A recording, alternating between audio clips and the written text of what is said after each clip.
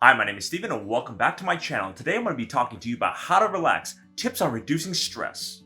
So today I'm going to be talking about something that's really important to me, how to relax during stressful times.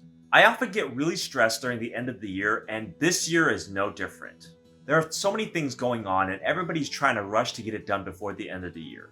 It is very chaotic, and I want to give you the lessons I've learned on how I've reduced my own stresses. As we get more and more stressed, our bodies and our minds get less and less effective at doing things. Concentration, attention to detail, and even our own health takes a hit during this time. And depending on how long you're under that stress, it can accumulate over a long period of time and even be worse for you in the long run. I use several different techniques to help me relax during stressful times like these. And hopefully these can give you some tips and guidelines on how to relax yourself. Because at the end of the day, you know yourself the best, and each person has a different way of relaxing. These are only my tips on how do I relax. So in today's video, I'm going to talk about why is it so important to relax and my tips and suggestions on relaxation.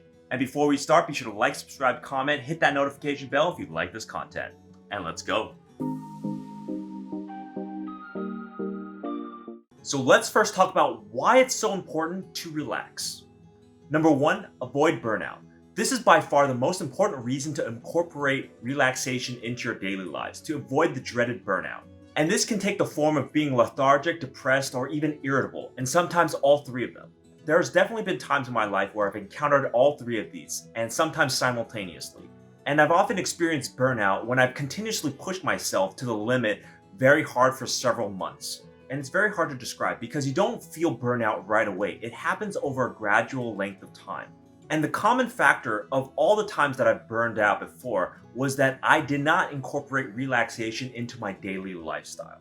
I had the sense of go, go, go and keep pushing myself because I thought I was young and I had the energy to last through it. I didn't think I needed relaxation, and I always had this thought that I'll rest when I'm dead. This is obviously a flawed way of thinking because you can push yourself to exhaustion.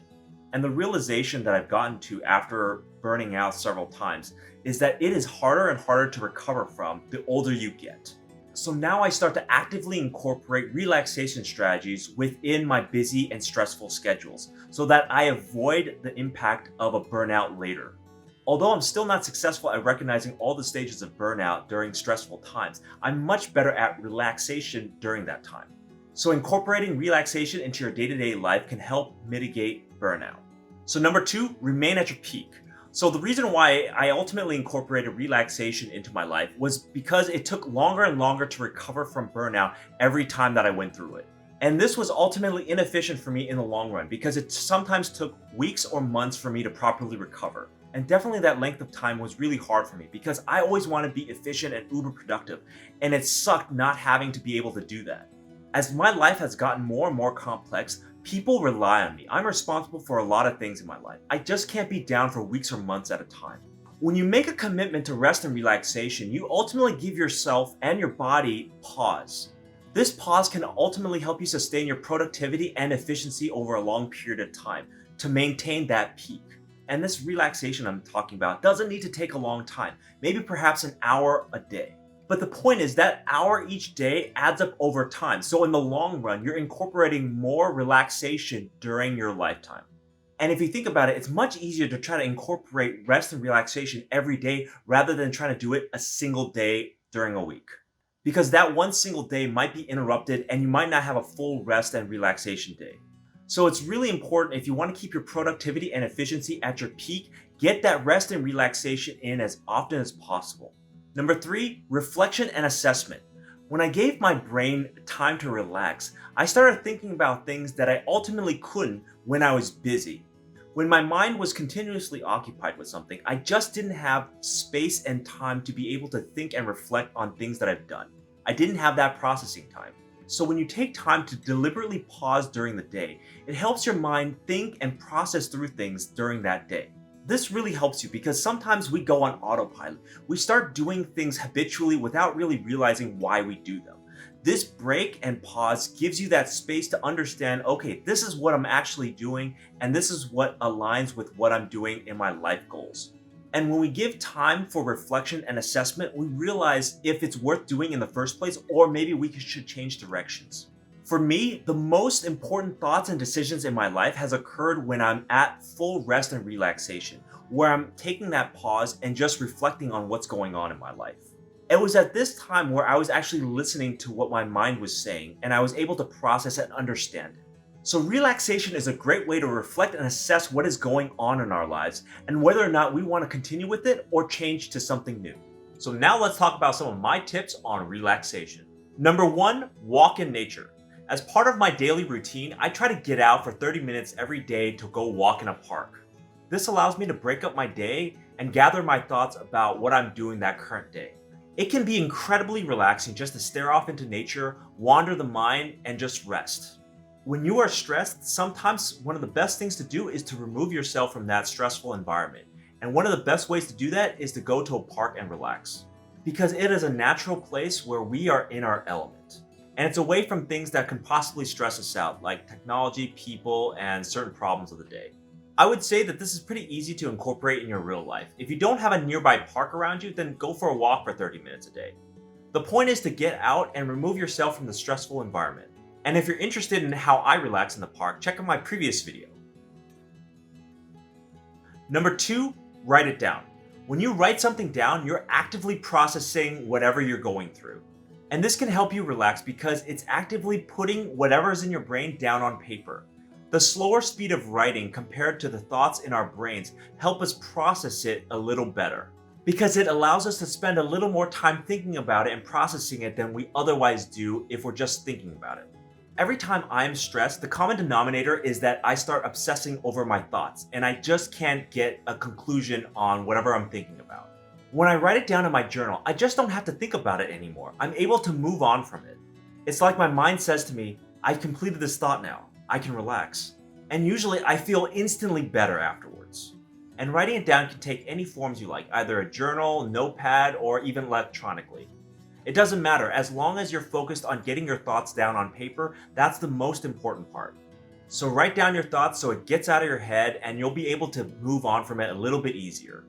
Number three, get a massage. I've gotten monthly massages and let me tell you, it's been an absolute game changer for me in terms of relaxation. Check out my previous video on why I get monthly massages if you want to know the full details of how it changed my life. But the short version of this is that stress accumulated in my physical body, causing tightened shoulders and lower back problems. And the longer the stress accumulated, the tighter my back was and the harder it was for me to fully relax. So monthly deep tissue massages really helped me to loosen up my muscles and decrease the pain in my back. And now because it's a habit I have, I am preemptively loosening my muscles before stress accumulates in my lower back. I would say on a whole that this is a very costly way for relaxation, but if you have physical ailments of stress, you might want to check it out. Number four, engage in creativity. When you are stressed, have hobbies to help you de-stress. So throughout my life, I've had a lot of hobbies that help me relax during stressful times. Usually, I only work on them when I have time, but now as I've gotten older, I've incorporated hobbies regardless of whether I have the time or not. I make the time. Because if you make time for your hobbies on a daily basis, it can recharge your batteries. When you're in a state of always being on the go or you're really efficient and working hard, that sustained focus over a long period of time, no matter how good you are, will burn you out eventually. Doing activities that are creative or things that free your mind will help you in the long run to relax your mind, so you can have the energy to refocus on your work at a later date. So for example, I've played the piano, taken improv classes, and even made YouTube videos as a hobby to rest and relax from my very stressful job. Even though my time is very limited for these activities, I try to make it at least an hour each day. And try not to put it off because you don't have time. Your mind and body will thank you for it in the long run.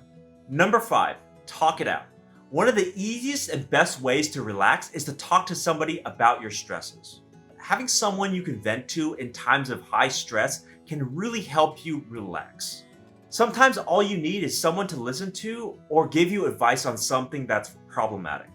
And that can help your mind de-stress. As someone who really values good friends, I often reach out to my friends when I'm in times of need. And I always ask them for their advice or when I want to just vent about something. But I do always try to reciprocate that as well. So when my friends are having times of trouble and stress, I'm there for them as well.